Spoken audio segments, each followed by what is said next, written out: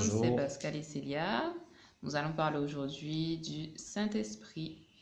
Alors, le Saint-Esprit, c'est qui?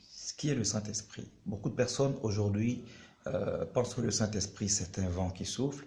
Certaines pensent que c'est un feu qui brûle, c'est un feu qui dévore. D'autres même l'identifient à une colombe. Tout ça, c'est bien. Mais le Saint-Esprit est une personne. Le Saint-Esprit est Dieu. C'est pour cela qu'on dit l'Esprit de Dieu.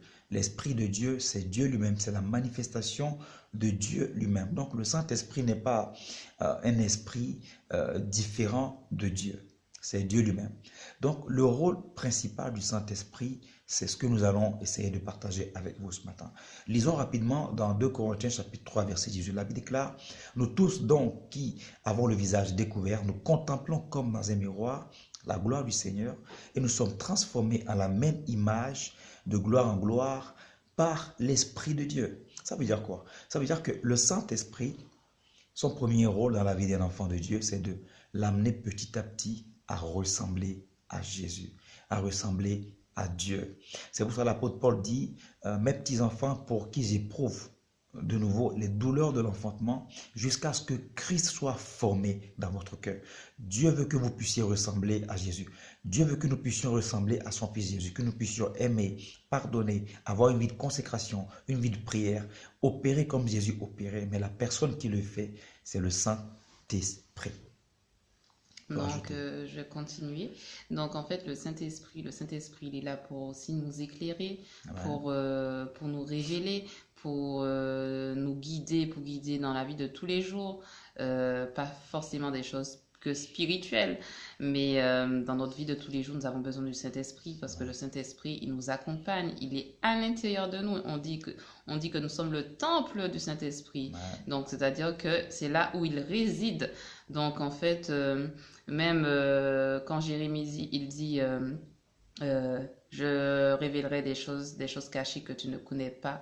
C'est pas Jésus, c'est pas Dieu non plus, il va descendre de son trône pour nous donner des choses, pour nous révéler des choses, mais c'est par son esprit. Exactement. Donc, en fait, toute révélation, il est là pour ça. Il est là pour parfois, des fois, nous souffler une réponse. Même parfois, nous avons besoin du Saint-Esprit. Nous avons tout le temps besoin de lui. Donc,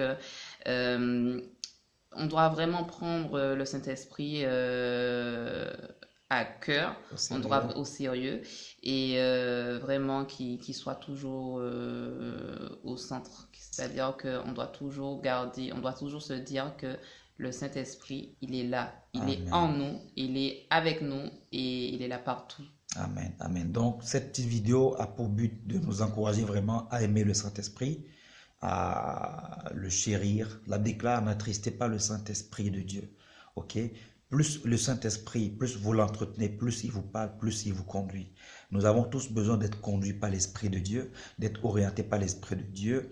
Et pour cela, il y a une vie justement à avoir. Le Saint-Esprit, c'est l'ennemi de tout ce qui est iniquité. On n'est pas là pour parler du péché ce matin, mais si vous voulez une vie de consécration, si vous voulez vraiment une vie d'intimité avec le Saint-Esprit, vous devez être l'ennemi de tout ce que Dieu déteste. Donc, que le Seigneur vous bénisse, qu'il vous fortifie et prenez vraiment, comme Célia l'a dit, le Saint-Esprit au sérieux. La personne la plus importante sur la terre à l'heure où je vous parle, ce n'est pas Dieu, ce n'est pas Jésus, c'est le Saint-Esprit. Ça peut choquer les chrétiens religieux, mais les hommes spirituels savent de quoi nous parlons. Le Saint-Esprit est très important. Sans le Saint-Esprit, la marche chrétienne est impossible. Sans le Saint-Esprit, il est impossible justement de marcher comme Jésus marchait, de vivre comme Jésus vivait, d'opérer comme Jésus opère, de pardonner, d'aimer les gens, de guérir les malades, de faire tout ce que Dieu veut pour l'avancement de son royaume. Donc nous prions ce matin que vous soyez remplis du Saint-Esprit et que de plus en plus il se révèle à votre esprit. Que Dieu vous bénisse dans le nom de Jésus. Passez une très bonne journée. Shalom, shalom et shalom. Shalom.